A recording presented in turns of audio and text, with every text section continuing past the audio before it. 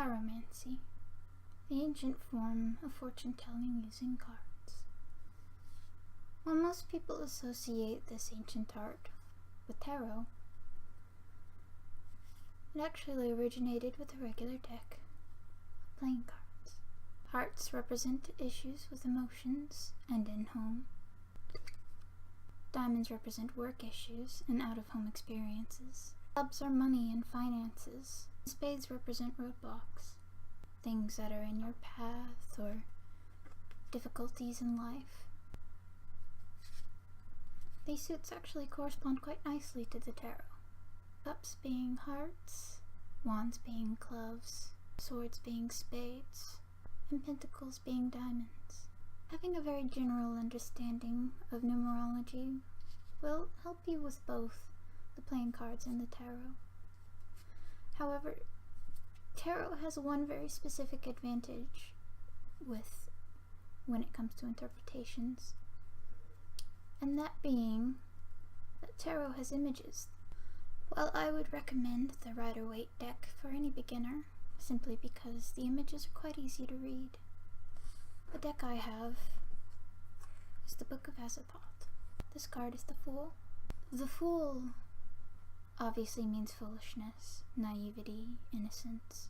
Despite the fact that it means foolishness, it's not a bad card. You have to look quite past that. If you look closely at the image, you see the sun is out. Seeing the knapsack in his hand could be travel, new experiences, meeting new people. The flower in his hand meaning innocence. He's pure and untouched by the world. This card often means encouragement. Often associated with it would be look before you leap. But at the same time, it could also mean to jump head first, to take chances. Though you see he's standing on a ledge. If he jumps without paying attention, he could fall. Reversed, should you choose to read reversals, means to be careful, to watch yourself, to not be naive, to pay very close attention to who you trust. Another card which I find gets misinterpreted quite often is the Death card. It's often represented in the media, your media at least, as a warning, literal death. That's not what this means, however. Death doesn't mean death, it means change. It means death of something old to make room for something new, whether it be bad or good. The best way to think about this would be the changing seasons. The trees die every winter, but they come back and they go through a cycle and then they die. Or, if you wish, if you were going to think about a literal death, you could think about how when an animal dies, it returns to the soil. It becomes nutrients for something else to grow. Death is not the end. It is merely a way to something new. So as you can see, imagery has a lot to do with the cards, but at the same time, you can't always take what you see literally. Sometimes it takes a little bit of thinking. Now I will say, you cannot always contribute the tarot to the playing cards. The two don't always match. However, as I said before, having a basic understanding of numerology will definitely help. At the very least, you'll have an idea of what the card could correspond to when you think about the suits, how they match up plus numerology.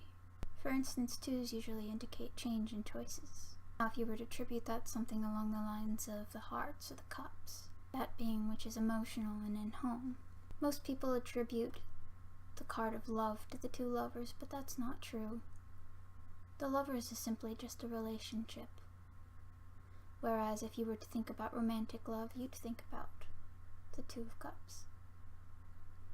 2s usually represent change and choices. This card indicates a new love, or maybe the renewal of a love that once existed. Now while I showed you the playing cards in the tarot, I will say that they are not the only kinds of card readings that you can do. There's limerence and there's oracle cards. However, I have neither of those, so I won't show you them. Now, there's one type of shuffling which I have forgotten since I didn't use it, which is something along the lines of tapping the cards until the ones come out. Those work a little bit better on a smaller deck. The easiest way to shuffle your deck is simply to split it. Or, quite often, like if you were playing poker, you would take from different sections and move them around. Now, if you were to read reversals, something you could do is you would take the deck and you would spread it around, like so, until all the cards were mixed and matched. And then you would tidily put them back into the pile.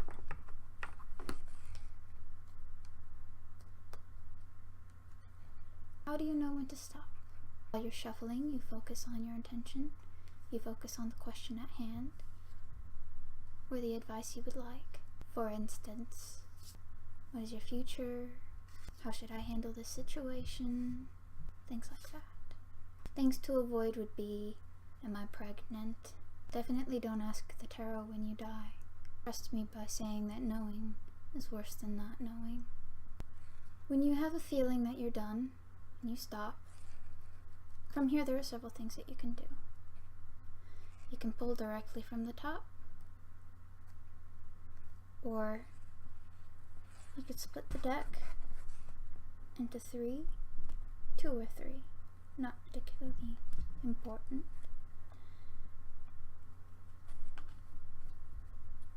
And then you'd wave your hand over them until one felt particularly hot, or perhaps tingly or cold. And you take that. Something else you can do is if you're doing a 3-card draw, you could split the deck into 3 and then take one from each of the 3 that you split, being past, present, and future. However, I'm not going to do that. Especially if all 3 feel especially similar, then I would draw from the top of the 3 decks that you'd split.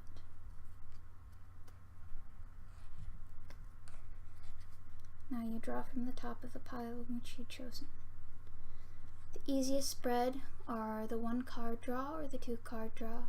1 cards are good for simple yes or no or practice. But the 3-card draw, past,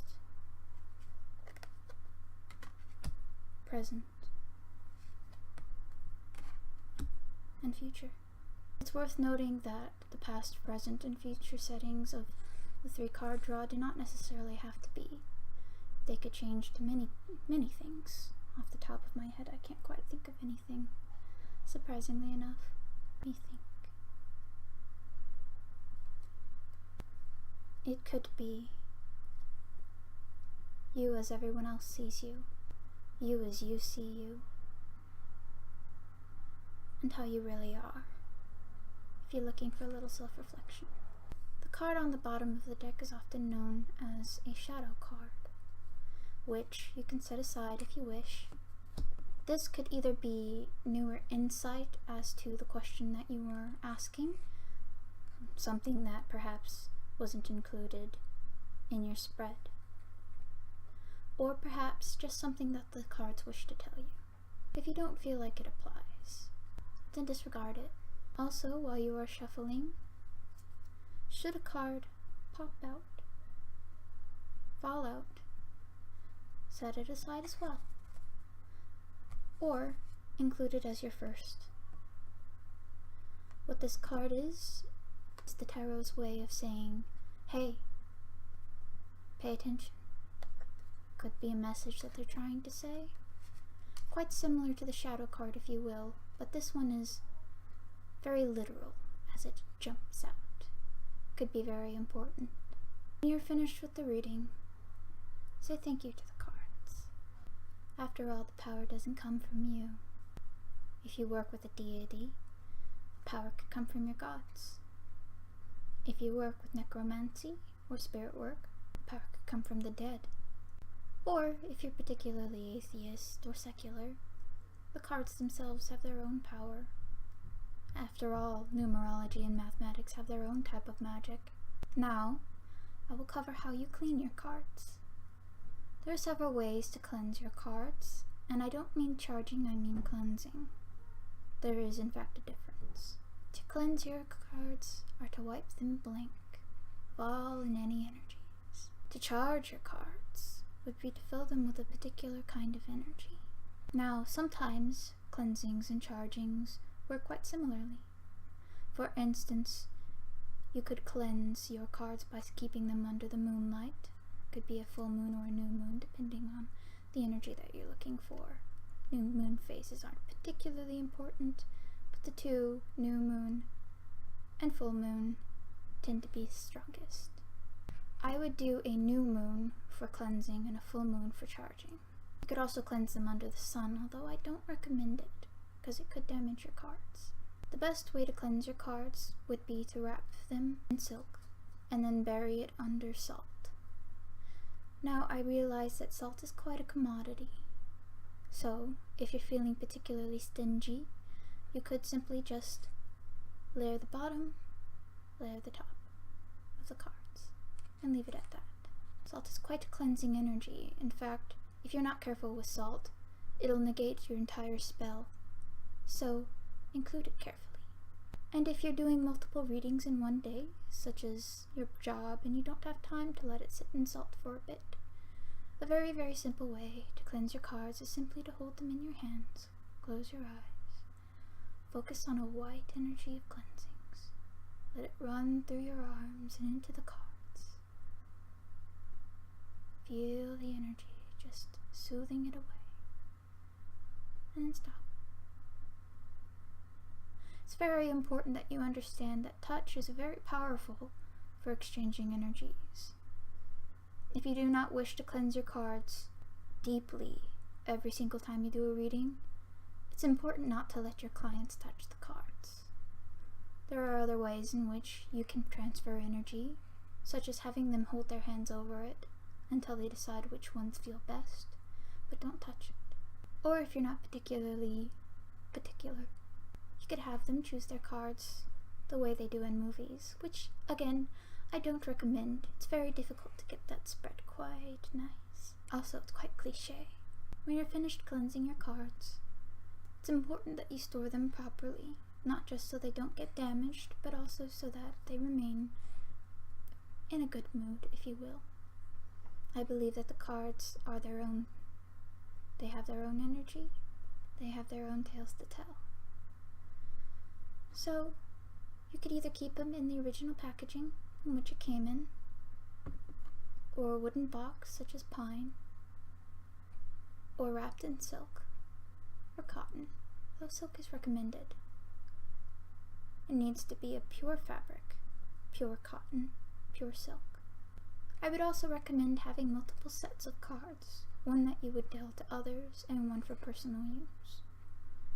Just because, well, the cards are quite fragile, and they tend to bend, and they tend to fade. So either keep multiples of the same deck, or have one that you don't care about as much. Playing cards are an excellent source of an outside use with others. Although most people tend not to like that kind of fortune telling. I think perhaps because tarot is a little more mainstream. I think they like the pictures, and also they see them in movies, so it's a little disappointing when someone chooses to read the cards. Although, for those in the broom closet, playing cards are an excellent way to do your readings, either publicly or on your own should someone walk in on you, simply because the different spreads could look like a complicated game, or simply you just messing around. If you're a beginner, or perhaps someone that can't be public with their practice, I would recommend playing cards. This has been an introductory caromancy. Be sure to thank your gods and goddesses, and to never forget to appreciate your cards. Please don't drop your cards either, as I have just done.